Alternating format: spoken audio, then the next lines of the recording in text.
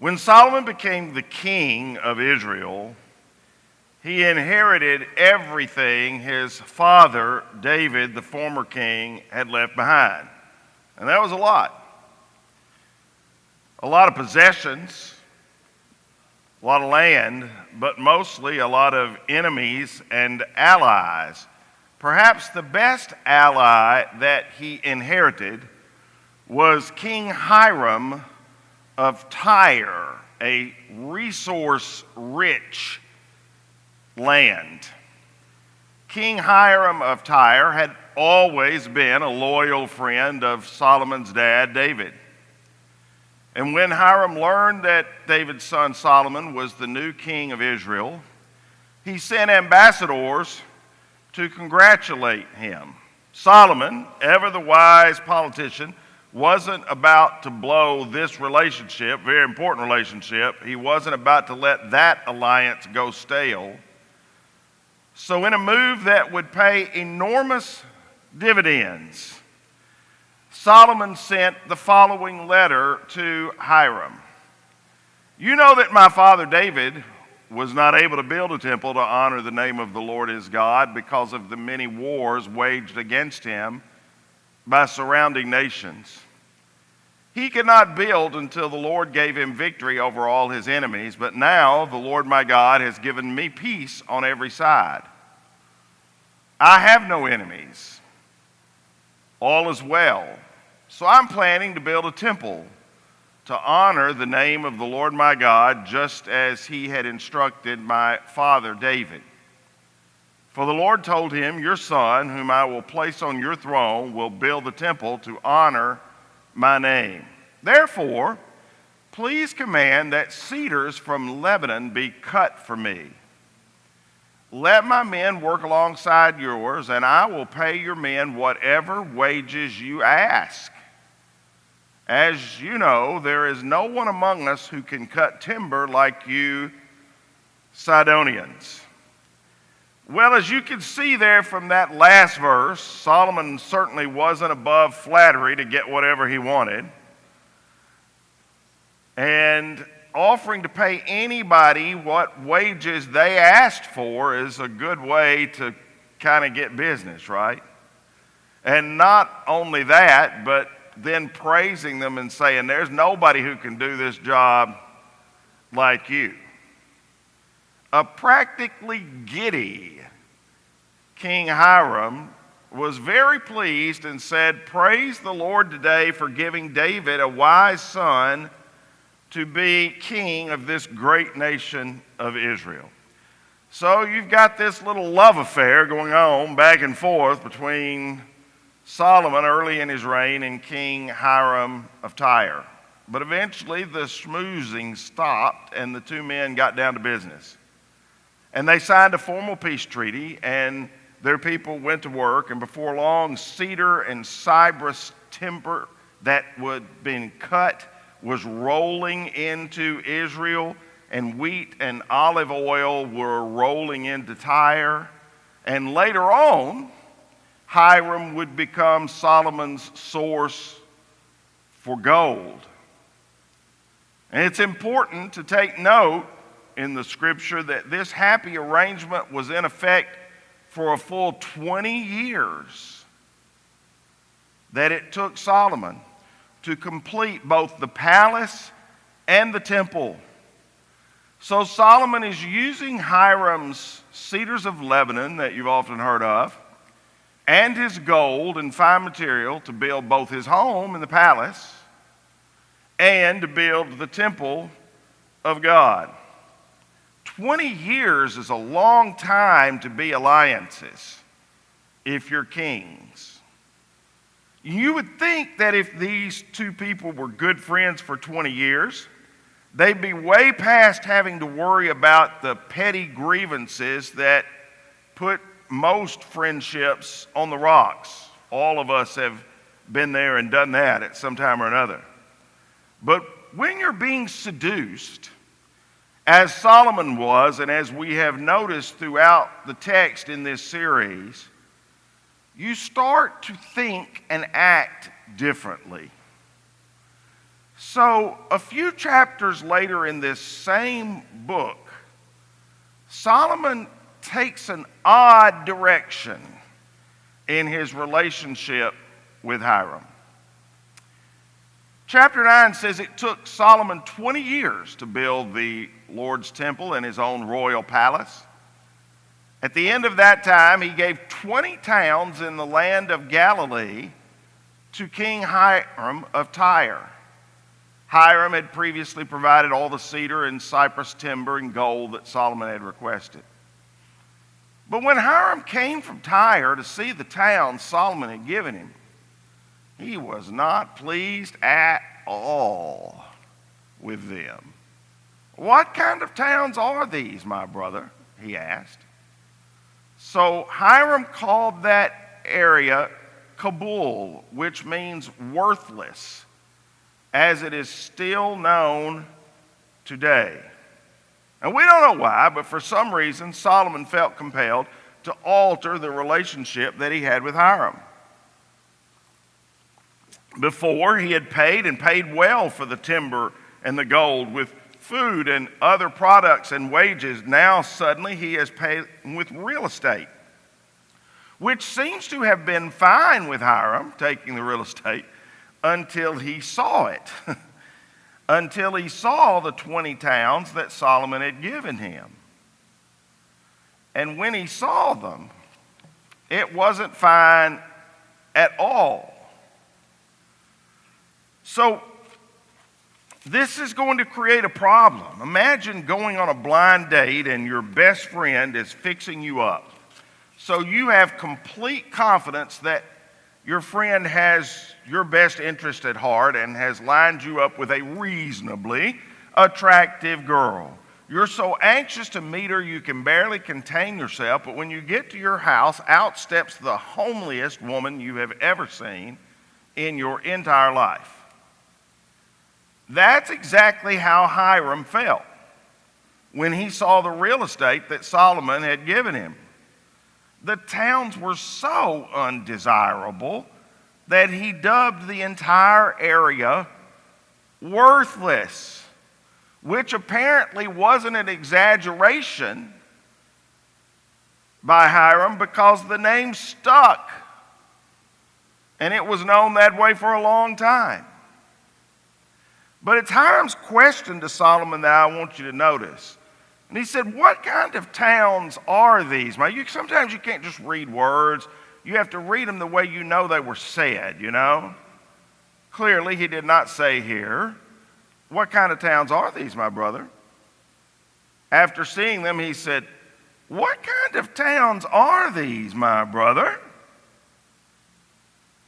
He was disappointed.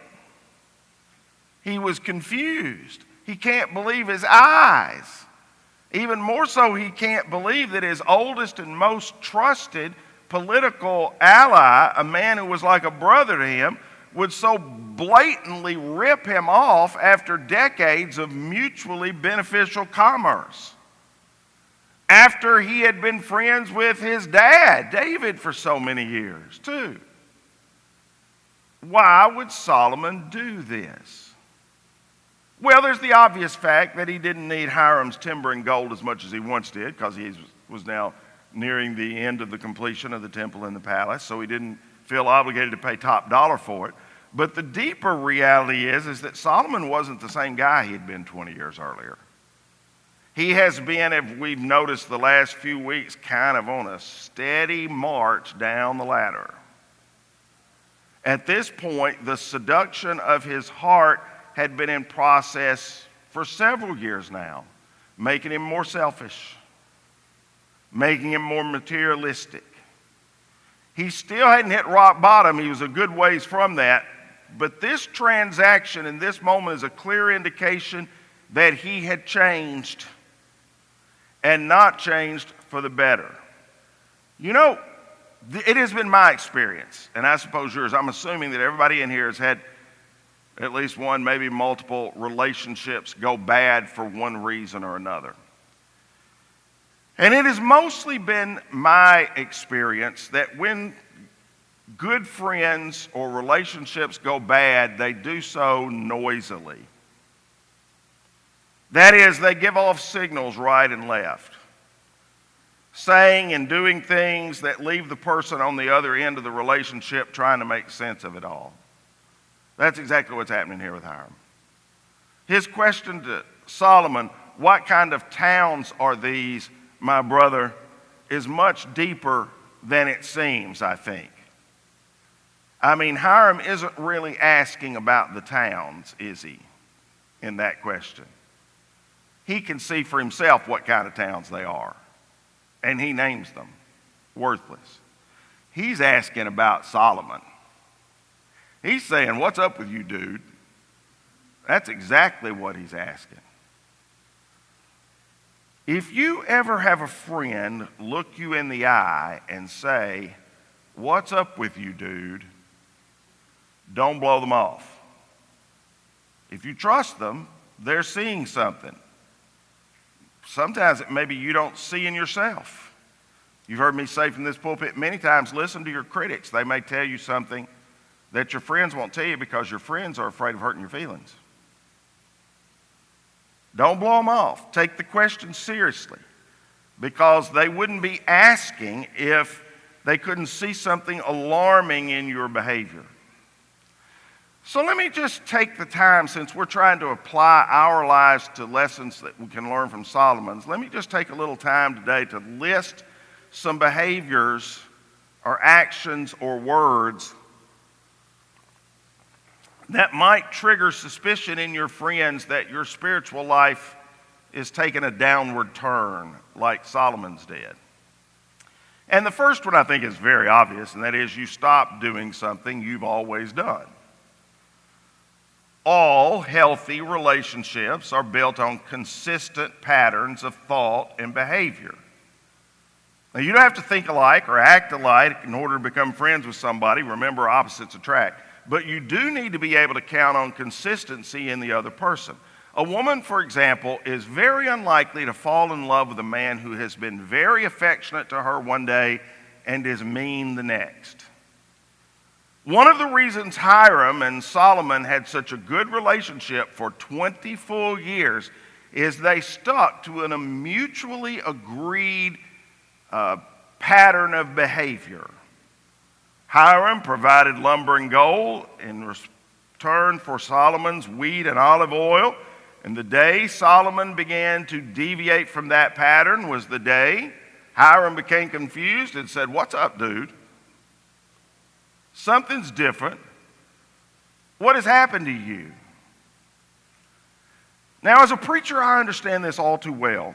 I have had good friends who were solid church members suddenly drop out of the fellowship with no warning and no explanation. I've had productive coworkers who suddenly became disinterested and ineffective. I've counseled many parents who were wild with worry because their teenage children have changed significantly. A straight A student was suddenly bringing home D's, maybe even F's. A straight A student was suddenly lying, not showing up on time, sometimes showing up with different friends. The unusual or different behavior indicated there was trouble afoot. What is suspicion number one? You stop doing something you have always done. And the reason that's suspicious is because whether we want to admit it or not, most of us are creatures of habit. We settle into patterns of thought and behavior that fit our temperaments and fit our worldviews, that the people around us get used to, and that our friends learn to like and our family learns to expect. And naturally, when we stop doing what we have always been doing, people get suspicious. That's what happened here with Hiram and Solomon. What's up with you, dude? Why have you stopped doing what you always used to do? And suspicion number two is related to it, and that is you start doing something that you have never done before. All my life, I've heard of that as midlife crisis. You know, the guy who breaks out of his well-established pattern of thought and behavior and suddenly starts venturing in the other direction. Instead of only quitting this or that. He starts adding things to his lifestyle that seem completely out of character. I mean, you know what the old picture is of the guy who's in his now mid-40s to mid-50s, who has his shirt unbuttoned down to his belly button and his hair showing, and he's bought a hot new convertible, and he's wearing a necklace that he never wore before, and maybe he gets a tattoo. He'd never had one of those before either. And before long, what you learn is he got something else too. He got a mistress. And experts say that those who go down this road are trying to hang on to their fading youth, trying to prove to themselves that they've still got it, or trying to capture feelings and experiences they missed out on when they were younger before it's too late and life comes to an end. The problem is that the guy is no longer a teenager or a young adult, and he's trying to stretch his wings and find his place in the world. That's not who he is. He's a grown man with a job, with responsibilities, with friends and expectations. So what happened here with Hiram and Solomon? Hiram says, what's up with you, dude? It could be that you start doing things you weren't doing before, or it could be you stop doing things you were doing before. Or you may start to give lame answers to serious questions. Oh my goodness, how many times have I been there in that role as a counselor? Listening to a wife or a husband as they describe the other's behavior. How did that lipstick get on your shirt? What lipstick? That lipstick. Oh, that isn't lipstick. Then what is it? Well, I was giving a presentation at work, and I was using a red marker on the whiteboard. Now, by the way, if you see me anytime soon and I have that kind of red marker look on me, it is because I have red marker on me. My grandkids, 3 of them, sit across from my desk at least once or twice a week, and I give them markers, and they draw pictures, and I will always have red markers on my hand and sometimes my shirt. But he says, it's a red marker, and I was using it during the presentation. She says, well, okay, well, why does your shirt smell like a woman's perfume? Well, it doesn't. Well, it does too, and it's not the one I use. Oh, yeah, I remember now. A couple of the women on our presentation team gave me a hug after the presentation. Because the presentation was so wonderful, I suppose, eh? Yeah, I guess it was. People who are being seduced have to give lame answers to serious questions because there aren't good answers to their foolish behavior. They don't have any other choice than to give foolish answers. Solomon, who likely gave a few lame answers during his descent into seduction, was probably speaking from experience when he wrote in Proverbs 18:7, "The mouths of fools are their ruin. They trap themselves with their lips." Yes, they do. And here's another trigger point of suspicion. You're more volatile and angry and easier to upset than usual. Now look, stress is a fact of life, especially if you're a male between 30 and 65. Those are your peak weight carrying years. You're likely carrying the weight of a job, of a family, of a host of cultural expectations, family expectations, job expectations. And speaking of cultural expectations, gentlemen in the room, how's your testosterone level? And I only ask because you get asked about every minute or two on television. About every minute or two. You turn on any ball game and they're asking you multiple times. How's your energy level? How's your libido? It's just one of 1,000 ways our culture puts pressure on men. Then when you throw the kind of seduction that Solomon had on top of all that cultural pressure, you have a real powder keg that can build. One of the main indicators of stress overload is the angry outburst. And you know we've all seen it or heard about it. We usually see it on the news where somebody just goes off. They used to call it goes postal, but nobody's shooting up post offices anymore. Post offices ought to feel a little sorry for themselves. They're now shooting up everywhere else, literally everywhere else. And it happens and somebody goes, I never saw it coming. He was just the kindest guy. He was the best neighbor. He was always helpful. He was until he wasn't.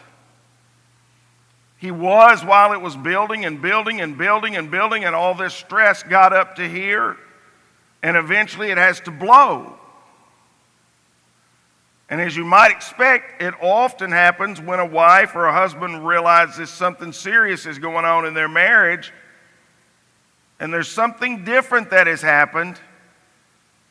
Somebody is not doing what they used to do, or somebody is doing what they not used to do. And so a hole punched in the drywall or a flurry of cuss words comes from a normally even-tempered man or woman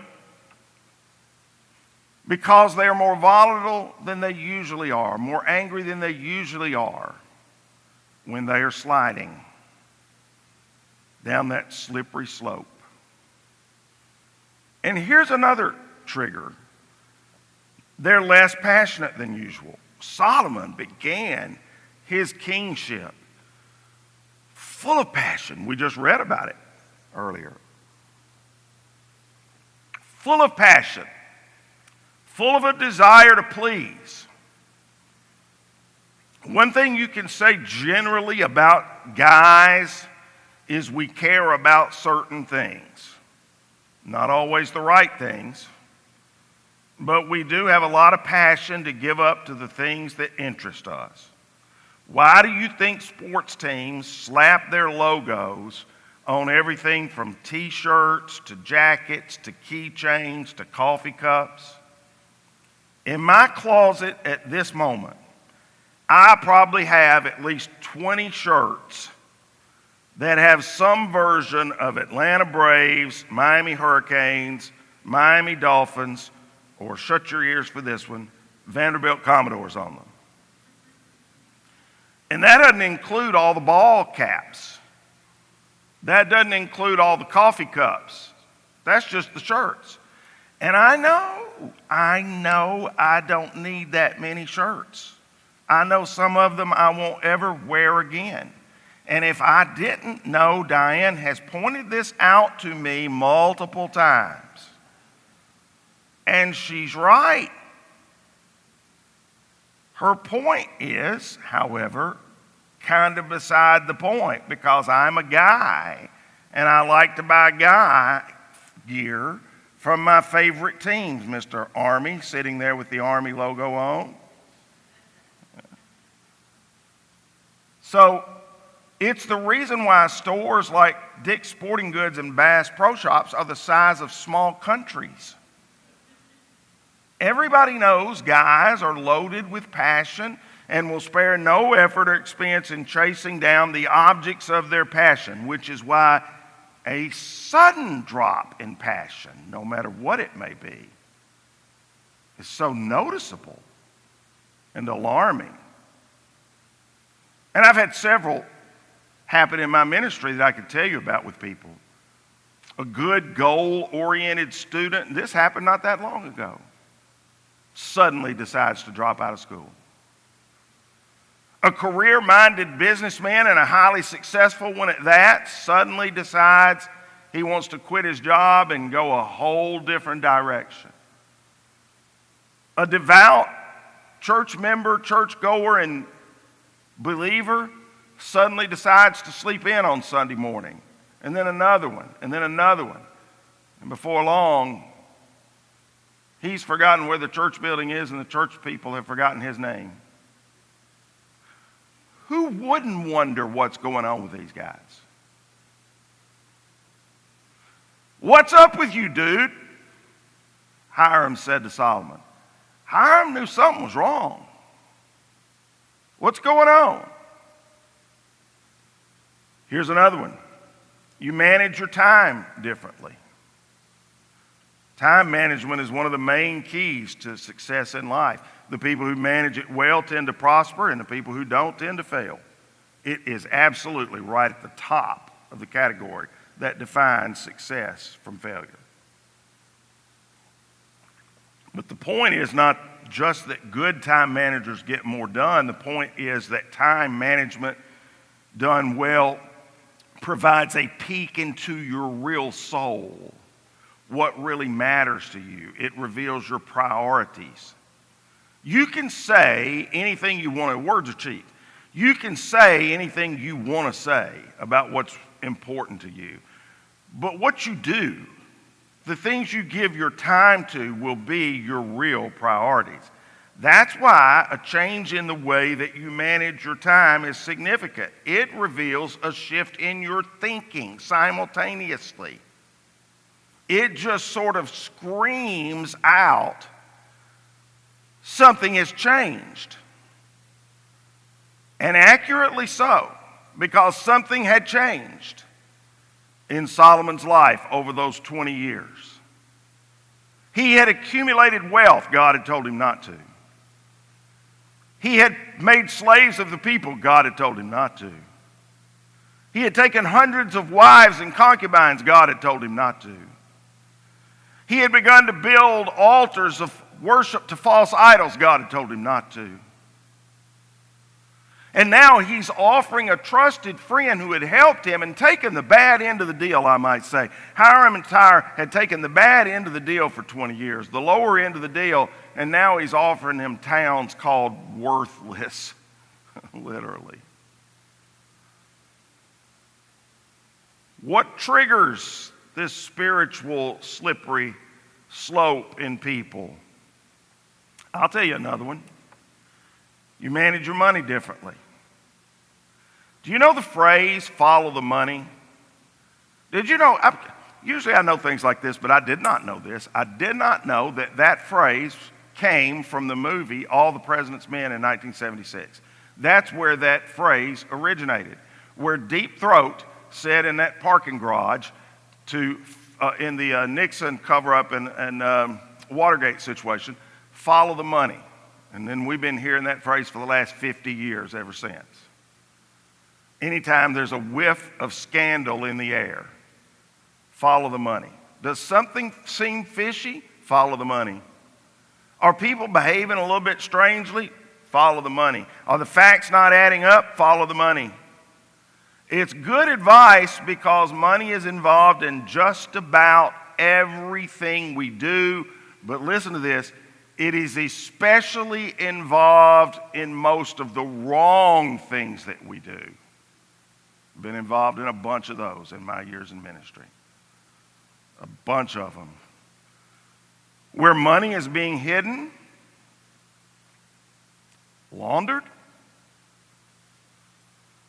And Jesus said in the Sermon on the Mount, wherever your treasure is,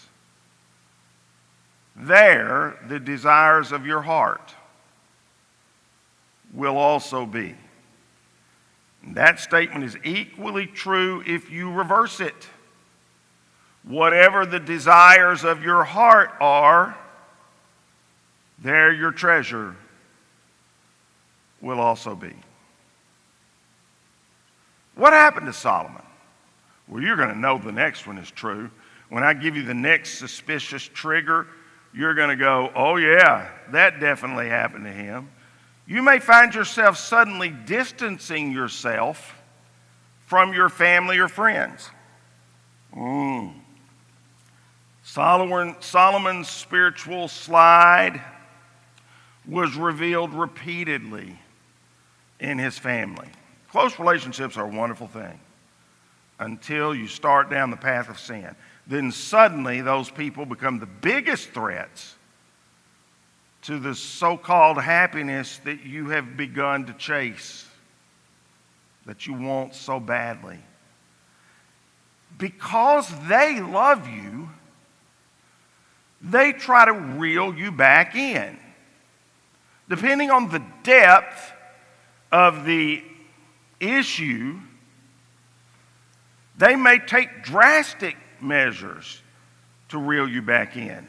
With alcoholics or anybody who's drug addicts, any kind of an addict, the most common way family or friends try to reel you back in is called an intervention. Let me rephrase this. I have tried to take place in 5 interventions. 3 of them never happened. The person went wild, crazy, wouldn't sit down, wouldn't even participate. 2 of them did happen. But the reason that there's an intervention is because as you have distanced yourself from your family and friends, because you deep down know you're in the wrong, because they love you, they keep trying to save you. And they beg and they plead and they try to talk some sense into you. And they use guilt and even try to make you feel like a bum and save your soul rather than watch you throw your life away. That's what happened with the prodigal son. Have you ever thought about this? Why did the prodigal son move to a far country? To waste his possessions with wine, women, and song, and prodigal living. Why did the prodigal son move to a far country? He had his inheritance. He could have stayed close to home. Now, I don't know for sure because the text doesn't tell us absolutely for sure, but I can guess. I can guess if he's going to waste all of that money in wine, women, and song, and riotous living, then he needed to get to a place far enough away from home that his family and friends wouldn't be trying to have interventions with him all the time, where he wouldn't be running into people trying to stop him from destroying himself. That's my guess, because that's what good family and friends do. But distance doesn't have to involve miles. You can distance yourself from someone even while living in the same house or working in the same building. I heard a story, true story. I had it verified that it was a true story about 2 sisters who lived in the same house who didn't speak to each other for 30 years. Can you imagine? You can distance yourself by talking less, by smiling less, by criticizing more, by giving the silent treatment. Happens in marriage all the time, silent treatment. Many of the people I've counseled over the years have come to me initially because someone close to them, usually a husband, a wife, or a child, or a parent, started suddenly building walls that they were unable to get through. And that's a suspicious sign. People who know they are drifting off course usually become very defensive. They see every question as an attack that has to be repelled. And since they can't defend themselves with good answers or with honest answers, they opt for bad answers.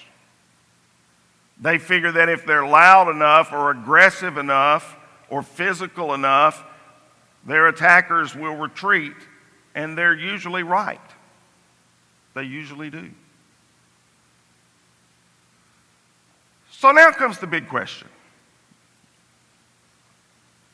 Are any of the scenarios I just described a reality in your life?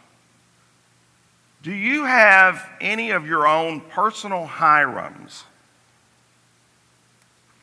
looking at your changed behavior and saying, "What's up, dude?" If so, I want to end by sharing a couple of hard truths you need to think about. Your friend's suspicions are almost always justified.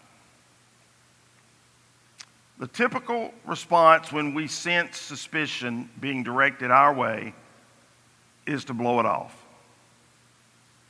We laugh, as if the mere idea is the funniest thing we've ever heard. We tell our loved ones they're imagining things,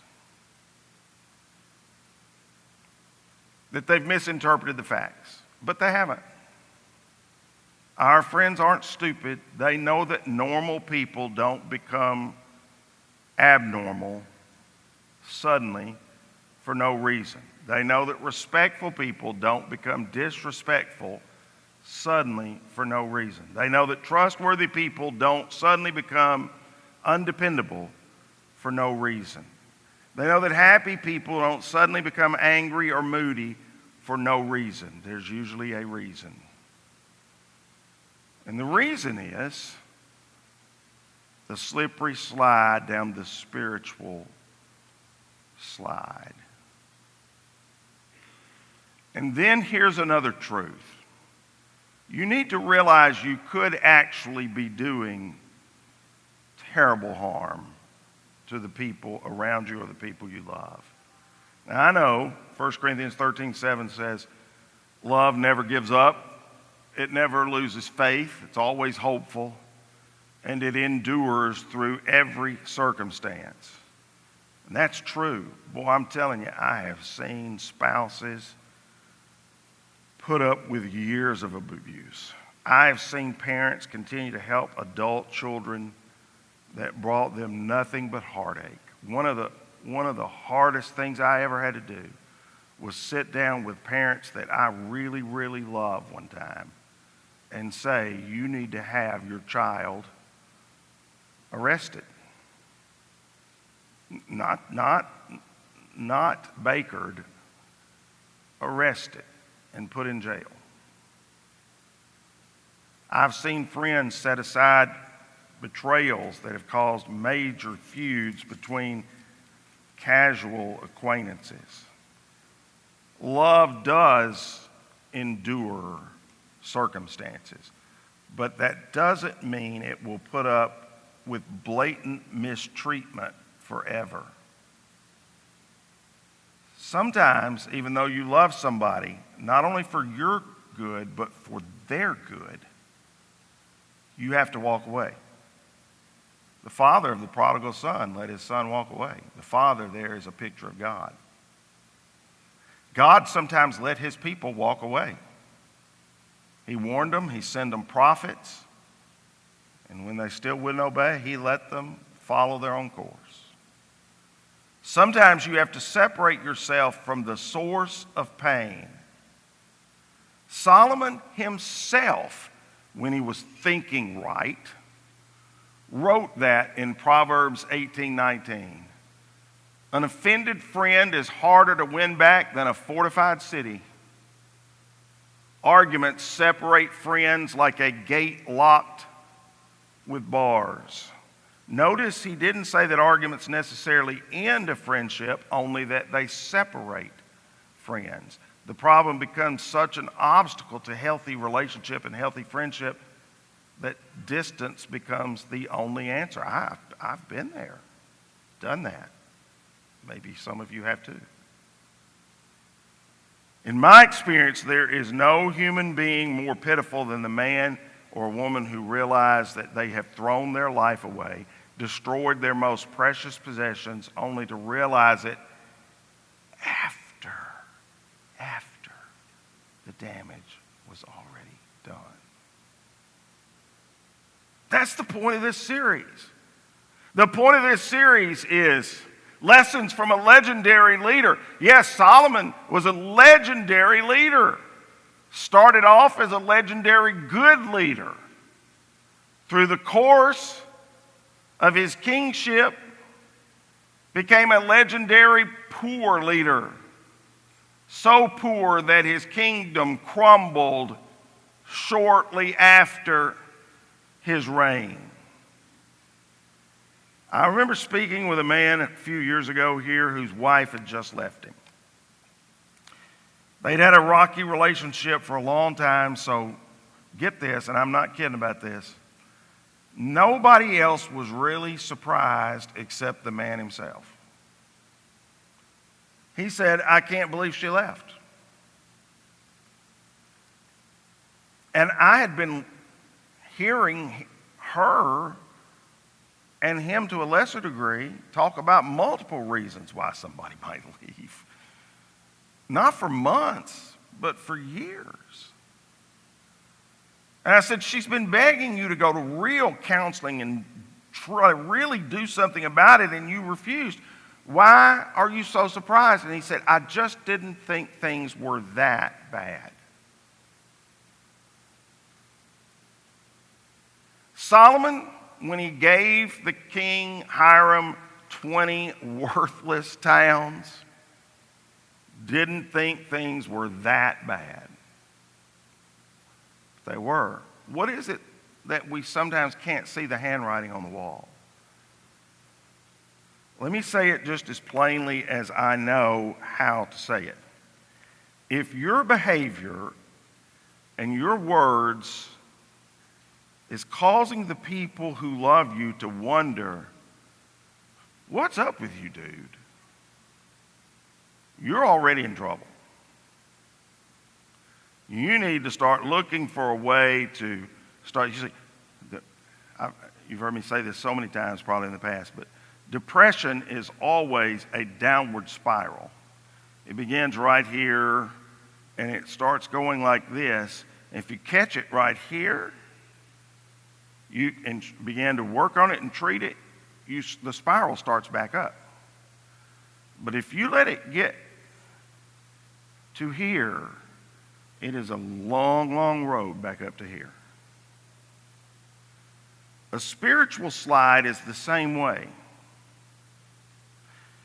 Once you've started the kind of spiritual slide that Solomon was on, if you get to here and God intervenes with you, or others who love you intervene with you, or you come to the realization you need to intervene with you, then you can get back 2 steps pretty easily. Getting back 7 or 8 steps is hard and lengthy. And that's why we're studying this man and his life and the lessons we can learn from this legendary leader.